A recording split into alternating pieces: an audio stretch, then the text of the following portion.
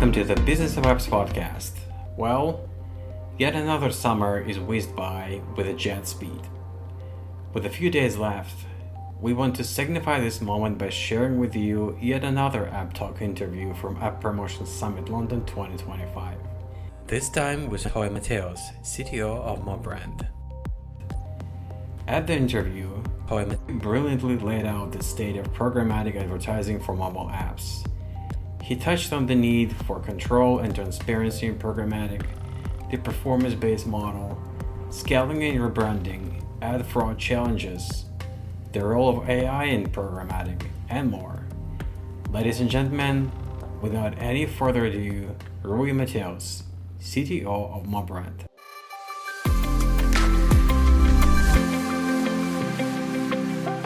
This is App Talks. We talk about apps, all aspects of apps, but also advertising apps because it's very, very crowded out there.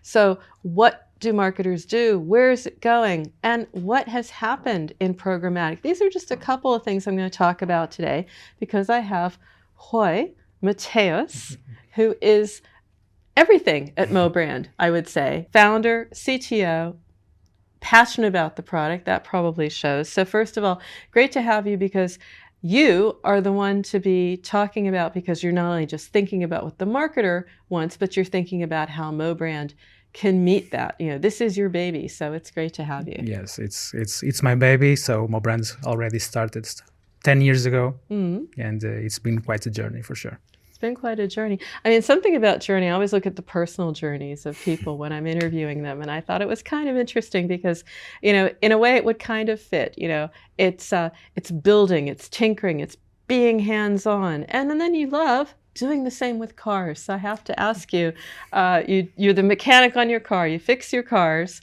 and here you are, same as with the company, which is more difficult to debug. much more difficult for sure. So when you have quite exercising mental activity of building a company, you usually want to have something physical. And with the amount of content that you have today on YouTube, it's quite surprising how much you can relax maintaining your own car. It's like it's a very like interesting. The zen Exactly. Motorcycle maintenance, car maintenance. Exactly. And, and at the same time, you save a lot of money because you're not depending on the dealerships, and it's a very relaxing moment for me. I believe it. It's very methodical, and probably a lot that comes to mind. And what comes to mind for me is, you know, where we are in programmatic. And you've been there for 10 years, but it wasn't just that. It was that evolution in your own company, in your own thinking from affiliate to programmatic. Tell me a little bit about that journey. So Mobrand started as an affiliate network. We were buying from publishers and sending the traffic to agencies. We didn't have much control on that. So we figured out that it is much important to have your own control of your own traffic. So that's when we started the programmatic journey. We started buying on DSPs, and basically that's where we are now. So we are now on the programmatic stack. And does that new approach and that new focus, how old is that now? Yeah, we have been focusing on the last 3 years. So you've also seen that evolve as well. And as you said, I think it is really a lot about control as well. I bet that is a message that resonates with marketers. Yes, for sure. Especially because since we want to control everything. We want to control the audience. We want to control the bids, where the bid happens and when it happens with the price that we have. So we want to have the most control possible on the programmatic. So other than your own passion as a founder, as someone who's going to be very hands-on, what do you consider to be the USP or the value of what you're doing and how you're doing it? Because it is a loud and crowded market, let's be honest. So they are very interested in having transparency of what we send. That's right. So previously the advertisers were not so knowledgeable about the industry, so they just wanted results, not caring much how the results were getting driven. Today it's much more KPI oriented, and they want much more transparency, and we deliver that. To which KPIs do you think they should be aiming? Because sometimes they have KPIs that should not be the North Star metric. I've heard a lot of that. There are some great talks out there, saying ROAS is not the one, Exactly. What about you?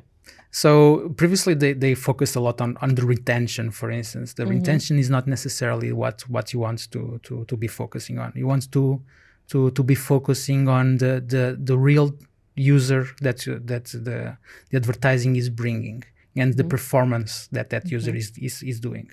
That's our model. So we work on a performance model with the advertisers. So they have much less risk working with us, because they only pay us when they already have the user on their side, and when the user already did some kind of action inside the app. So then it has to be a quality user. Exactly. And that's what everybody wants, because we haven't got the data we had before. So be very specific about your audience. You don't want to get people in. It's not COVID. You can't bring them in and just lose them, because that's wasting money. Exactly. When they come, they leave. That's not a win. That's why programmatic is so important, because you have the full control of the funnel, since the bidding side, since when the user sees the banner or the video, and then you control all the flow until the installation of the application.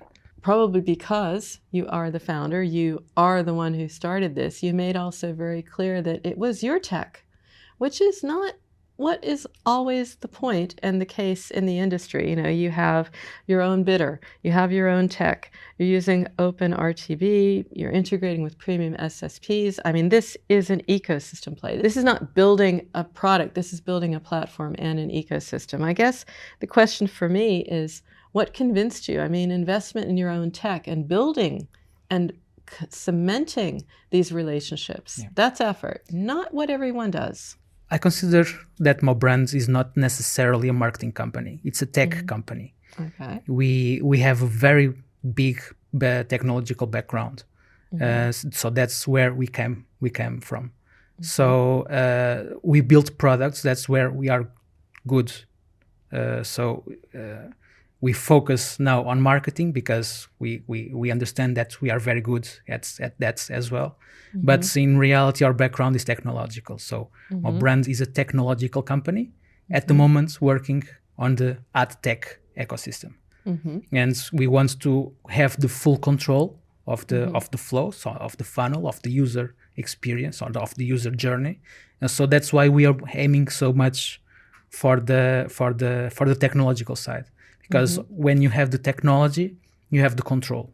And then you can give that to the companies you're working with. So the advertisers have the benefit of that. You have built it from scratch. And your own evolution and learnings from affiliate to this point. So it all comes together there. How do you maintain that momentum? Because it has to be on the mark, but it has to be scalable as well. You're getting advertisers that say, yes, this is fantastic. Now I want to really roll it out. So that's the stage we are at the moment. We are scaling the company. We are doing our rebranding. We want to show ourselves as a premium agency. Okay. We want to target the app developers and to help them grow. That's the objective. We have very, very good people working in the company. So I'm not scared at all with the scale. We don't want to scale to 500 people. That's not our goal. But what's more important is to have the right people around you and working at the company. That's the goal. Well, that's also part of being premium, right? Because exactly. Premium isn't premium. Premium before was a placement, I think, that we're redefining now. We're thinking a lot more about, there was a kind of cheap premium at one point, wasn't there? Well, even today's premium, there are multiple types of premium. So yeah, I totally agree. I want to get to another focus of marketers. One is the performance, absolutely. Brand formance, that would be about the premium, and we won't go there. But then the other one is fraud. Where are we on that? What's the biggest challenge right now? I mean, we've seen some very interesting legislation recently when everything is in one house, and we've seen also a lot done around fraud. Where are you standing? Our biggest challenge with programmatic at the moment is the amount of invalid traffic that exists on the bid stream. when you think that you are bidding on real users and you are not. So there is a lot of bots making the whole flow as if they were users. We have ways of tackling that, although we are always evolving, because fraud is also always evolving. It's whack-a-mole. You'll never really beat it. They'll just get smarter, but then you get smarter with them. And you're a tech company. Exactly. So that's what I was about to say. Since we control all the flow, we are on a vantage points where we can control it, or at least know that it's there, because it's very easy to understand. Again, since we are on a performance level, since we work with performance with the advertisers, what this means is that if you start buying on a specific source or on a specific audience and it's not bringing results, you know immediately. Yeah. So after 1 or 2 hours, if you know the audience of that specific application or the behavior of the organic users of that application, you can understand if ones. After an installation, if what are the behavior of the users. Yes. If that specific source is not behaving like the normal users, you know immediately that is fraud. Yes. So we have that advantage, that is, since we control the whole flow from the performance up to when the banner is shown, we have much more control on the frauds that we have. And much more insight into what does behavior look like. Exactly. It used to be something as simple as, if they click within a certain number of seconds, but now it's much more complex. And hey, we're in the age of AI, so fraudsters are smarter now. Exactly. They have their little friends. They've maybe not ChatGPT, but certainly close. You're using your own tools, but are you using something or doing a different mix? Because again, fraud is the focus. You cannot burn that money. Yes, so we test other tools, of course, but majorly we have our own technology because that allows us to have full control of it. Nevertheless, obviously, sometimes it's not possible due to time constraints to have your own technology when you are in need of a specific client. So sometimes we use third-party tools. But most of the time, I would say 95% of the time, it's our own tech. 100% our own tech. Since the conception of the servers up until what shows on the user. So 100% your own tech, that means that you're evolving that as well, that you've shifted the company, you've shifted your brand, and you've also continued to build, and now you're in scaling with your own technology, with your own company. Speaking of those shifts, what are like the biggest shifts you've seen, say, for example, in programmatic? Multiple things. So you have artificial intelligence for sure. That's one of the biggest. It's everywhere at the moment. Seismic. Yes. But we need to understand that programmatic is a way of media buying. It is a whole ecosystem, but you can use programmatic.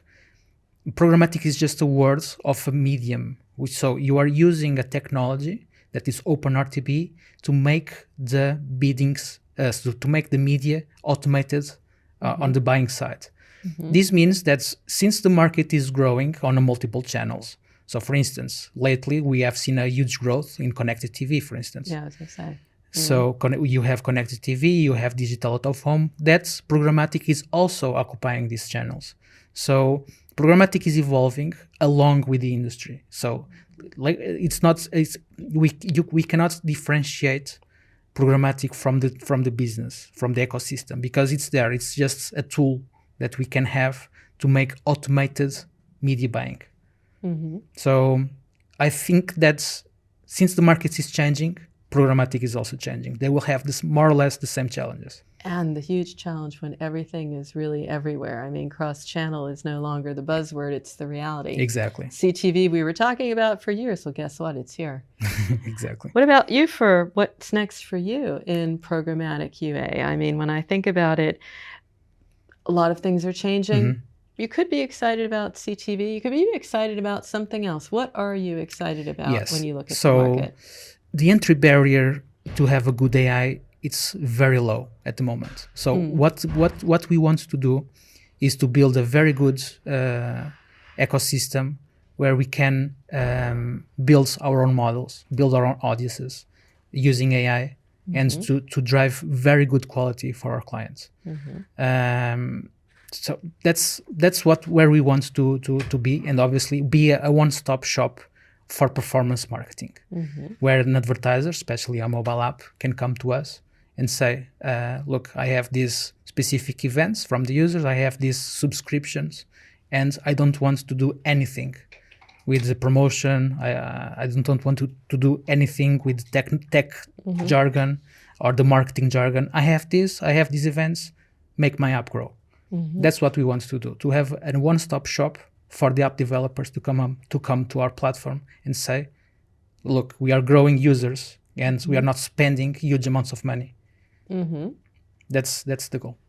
You mentioned subscription apps. Are that a big part of what your clients subscriptions are? And gambling, for instance, it's very big. Casinos. We also have finance. So usually apps that have a long funnel of conversion. Yeah, because when you do nail it in a fintech app, I mean, that conversion is literally gold. Exactly. What do you think the audience profile, how that's going to evolve? Because it used to be, well, I've got these events, but, and then there was this discussion, well, marketers aren't really looking at the right events to begin with. So how's that evolving? What do you see changing there? Are they going to be more specific and niche? Are we going to be broader because we want to still cast a wide net? What about that? Because you're only going to be as good, you can only perform as well as what they give you. And sometimes they can't. They don't give you that right information. With the amount of data that there is today, with the data collaboration platforms, with the data clean rooms, you can correlate a lot of data. And with this correlation, you can start to build audiences. And obviously, you cannot target the user device or the user specifically because of privacy constraints. But I really think that there are still opportunities there, especially because with challenges, if you have the right technology, there are plenty of opportunities. And with good data sets and with good performance that we have from previous applications, we can start to model by vertical. So we can start building audiences by vertical, by geo, even since we control the whole flow, even the amount of bids that we can do on specific time. So there are a lot of strategies that you can employ on the programmatic stack that still can give you a upper hand than using only a DSP. And that plays, I think, in favor of your own DNA in a way, because that's what you have been doing since day one, is looking at the technology. And now, look, the time for modeling, the time for all of this is there. Exactly. The AI, made your own? I mean, what don't you make? Exactly. But that's exactly it. Since AI, the entry barrier is so low, it's not, well, it is complex, obviously, but it's not impossible. It's not, you don't need to have a huge investments to do great models in AI anymore, because the entry barrier is much lower. So that's where we are at the moment. Well, then you have the benefit of, up here to teach and prompt, and you've been there and done that for 10 years, and looking forward to watching you as you evolve, and also love the look of the brand, I have to say. Thank you very much. It is one of the coolest shirts I have seen. So maybe that's my swag, who knows? But it was great speaking with you and also learning about how you have evolved. Because I look about you as, I'm thinking like a microcosm of the industry. The way you are moving is the way we are going. So it's in sync. Yes. So our objective is to be an alternative for the app developers. That's the objective, and to provide real value to the app developers and to cut a little bit the complexity of this market. I'm a developer. I know the pains of learning the industry, and we want to build a platform where everything is as most seamless as possible. And you have built that. I mean, that's the thing when you talk to someone who's product, CTO, and founder all in one, it's the real deal. It has been a pleasure. Thank you so much. I appreciate it. Thank you. Thank you so much. And that was episode 243, Acquiring Quality Mobile Users Programmatically, featuring the App Talk interview conducted by Peggy and Sals with Rui Mateus, CTO of Mobrand. To listen to more episodes, subscribe to our podcast on iTunes, Spotify, Stitcher, YouTube podcasts, Just search for Business of Apps and you will find us easily. Remember, we release episodes on Mondays, so subscribe and you will be able to get new episodes on your smartphone, tablet, or computer as soon as we release them. And please don't forget to leave us a review or comment on iTunes. It is highly appreciated. And all episodes will also be available on businessofapps.com. Thank you for listening. See you next week.